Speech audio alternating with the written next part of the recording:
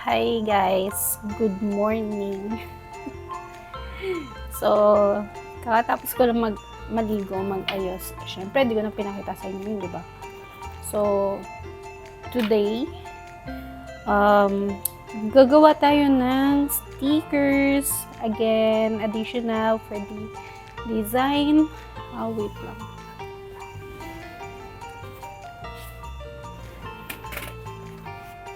Diyan lang. So, gagawa tayo ng stickers again based sa Philippine mythology, folklore, based sa book na to. Inspired sa book na to. So, ayun. So last time, pinakita ko sa inyo yung design ni Ibu. This. Yan. So, babaguhin ko siya ngayon. Try ako mag-add ng detail. Or, yung background. Gusto ko kasing mas nag-pop up yung itsura niya. So, itatry kong gawing black yung background niya. So, mas umangat yung design. Kasi tignan nyo today, ayan, yung design niya. So, medyo nagbe-blend kasi siya sa gold na paper. So, itatry kong gawing black para mas mag-pop up yung tsura niya. Okay. Kasi papakita ko sa inyo. Then, gumagawa ako ng another design. Papakita ko sa inyo mamaya. So, yeah. Another diwata din siya. So, ayan. Let's go. Mag-start na tayo magtrabaho. Okay, so start. I-edit ko muna yung design natin kay Ibu. So, dito sa iPad ko. Ayan. So, papalitan natin yung background niya.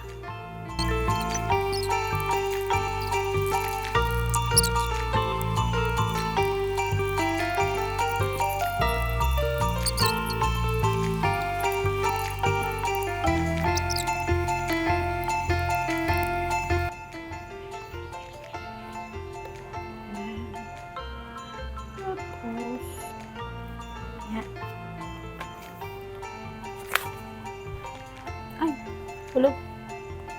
Wait. Tatignan niya. Yan. Di ba mas okay siya? At least, pag print, mas kita na yung mga multo sa likod. Diba? Ayan. Hi guys! Okay, so natapos ko na yung changes kay Ibu. And tinanggal ko na rin yung look sa buhok kasi tuyo na siya. So, ito yung bago kong design. Yan! Ito yung revision kay Ibu. So, I think that's okay na siya ngayon. For me yun. Wala kayong magagawa. So, next will be Halia. Yan, si Halia. Si Halia ay ang tagapagbantay ng last na moon natin. So, andito yung Bakunawa. So, if you remember, si Bakunawa attracted siya sa mga moon. Kaya nakain niya na yung 6 moon. So, isa na lang natitira. So, si Halia, siya yung nagbabantay sa last moon natin. And, magawa siya mga ritual daw para hindi makuha ng or maitago niya yung moon from against kay Bakunawa. So, yeah. So, ang description dito is, yeah, of course, there's Bakunawa. Then, the clouds. I think this is clouds. Yeah, clouds. And then, moon. And then, white hair ni Halia. So, I'll try to create a version of this one. I actually have the draft now. Wait lang. Here. Hindi makita. So, ipopost ko na lang. So, I put the Bakunawa. And then, also yung moon. And then, sa post dito, si Halia ay may hawak na crescent na parang long weapon. So, I'll just post the draft ng picture here para makita nyo. So, yun. I will start doing this. Time now is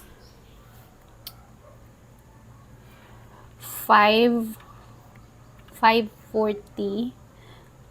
Medyo natagalan kasi kanina nag-record ako, tapos hindi ko napansin na lowbat pala yung mic ko. So, I have to redo. Okay, so I'll be back. Okay guys, so ginabi na ako and hindi pa rin ako tapos. Kasi ba naman, ang OA ko sa details. So, alas 8 na hindi makita. 8:11. Hindi makita. Basta 8:11 na. And, ito pa lang yung nagagawa ko. Yung Bakunawa pa lang, guys. Yung Bakunawa pa lang. Yan. So, tinaasan ko lang. Yan, yung Bakunawa pa lang, guys. Yan yung design. So, hindi ko pa tapos yung whole. Ang OA ko kasi mag-detail. Kaya natagalan. Pero natutuwa naman ako. Tignan nyo. Ay, drawing ko pala siya ng pabaliktad. Yan. O, diba? Pakak.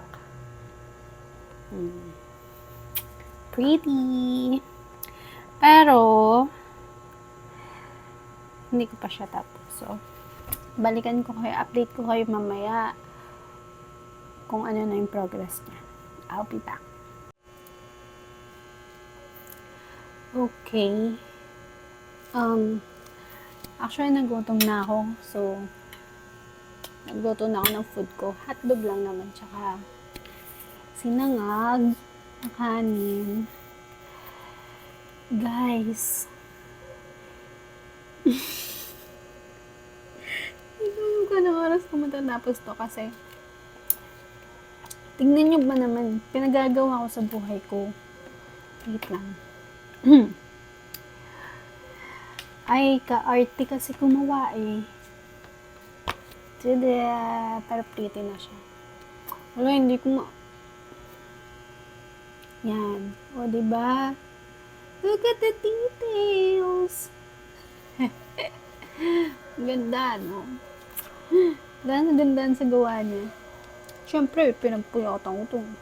Kita niyo yan, yung sticker na ginagawa ko, pinaghihirapan ko, pinagpupuyatan ko. Gulo na ng buhok. So, going back, baka hanggang, kasi anong oras na eh? Abutin ako ng madaling araw.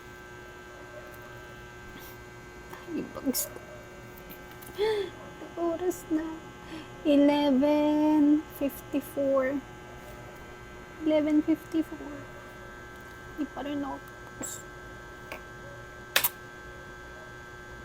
So, balikan ko na lang kayo after kung matapos yung design. Kasi, kundi na lang naman eh. Ano na lang yung buntot na lang. Tapos kukulayan ko. Then, after that, babalik tayo kapag mag-print na ako para ipapakita ko sa inyo paano. Okay, so finally, natapos ko na siya. Patasan niya. Tada! Tada! So, since ang sakit na ng kamay ko, sa next video ko na lang ipapakita yung printing or kasi feeling ko ang haba na nitong video. But if ever na kaya pa naman isingit kasi medyo maiksi na lang naman yun. So, if kaya pa, isisingit ko dito yung paggawa ng sticker and also yung yung bagong version ng Ibo.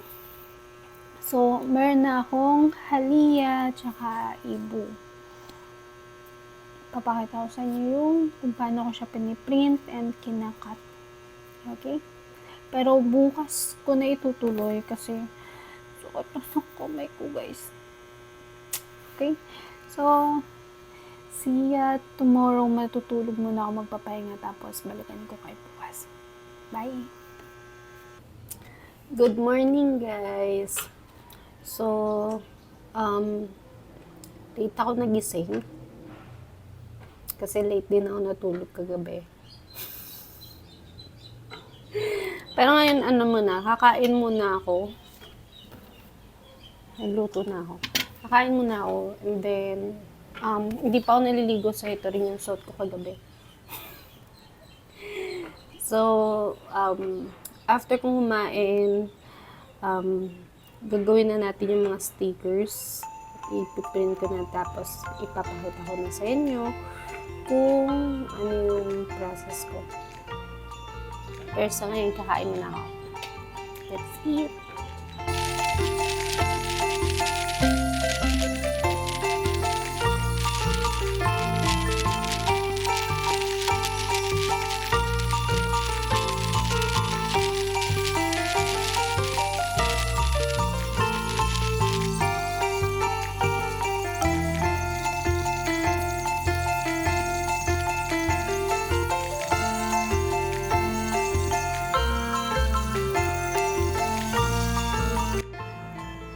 Okay, so tapos na ako mag-print. I used 2 paper nga pala. If you remember, yung first version ng Ibo is nasa gold. Ito yung gold na paper. And then, nag-try ako ng silver. Titignan ko lang kung alin yung mas mag-stand out dun sa dalawa na paper dun sa design ko. So, lalagyan ko na siya ng photo top and then ika-cut. By the way, yung ginamit ko nga pala dito is ito, yung LC PET. Ito yung for the silver one. Yan yung holographic. And then yung for gold, ito yung ginamit ko. Parehas naman silang waterproof. Trinay ko nang basahin. So, yeah. And then, ito naman yung gagamitin ko for photo top. So, lalagyan ko na and then ikakat ko. Okay, so nalagyan ko na ng photo top. Parehas yung gold tsaka silver. Ayan. Matte yung ginamit ko. I think mas maganda nga talaga yung gold. Mas classy yung itsura. By the way, kakat na natin siya. Ang gagamitin ko, Cameo. So, ilalagay ko lang ito sa board, tapos papakita ko sa inyo yung pag-cut. Ayan, so ito yung settings na gagamitin ko para i-cut yung... ito bawasan natin. Ayan. Para ma-die cut siya. Tapos, ipapasok na natin dun sa Cameo. By the way, Cameo yung gamit ko, guys. Sa yung pangalan. Silhouette Cameo. Ayan. Okay, wait. Ayan, so ito yung Cameo ko. Nilalagyan ko nitong cutting board kasi maliit lang yung table. So, para hindi mahulog yung cutting mat ko. So, ito yung cutting mat. So, i-align ko lang siya dyan. And then, pindutin lang to. Ayan, para kainin siya. Tapos, nilalagyan ko pala siya ng tape. Kasi, yan, kung makikita nyo, ano na siya. Hindi na kasi siya madikit. So, lalagyan siya ng tape para kumapit siya. Para hindi rin siya gumalaw-galaw. Yan. So, i-cut na natin to.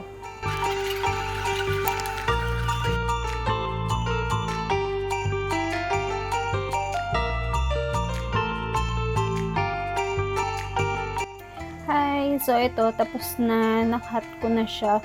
Medyo nahirapan ako kasi yung holographic paper, hindi na kakat ng maayos ni Cameo.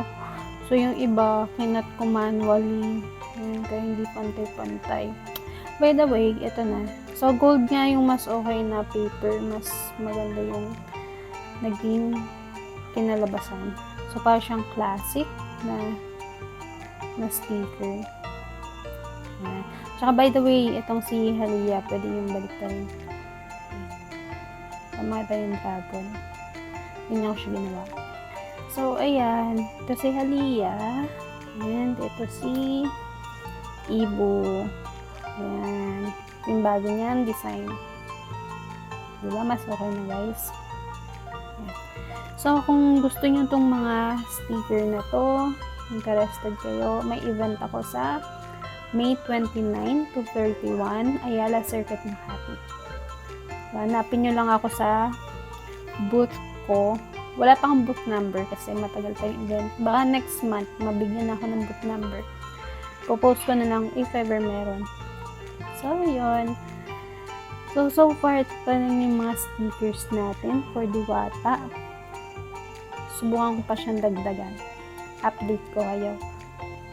Okay. So, that's all for now. Thank you so much for watching. See you sa susunod. Bye!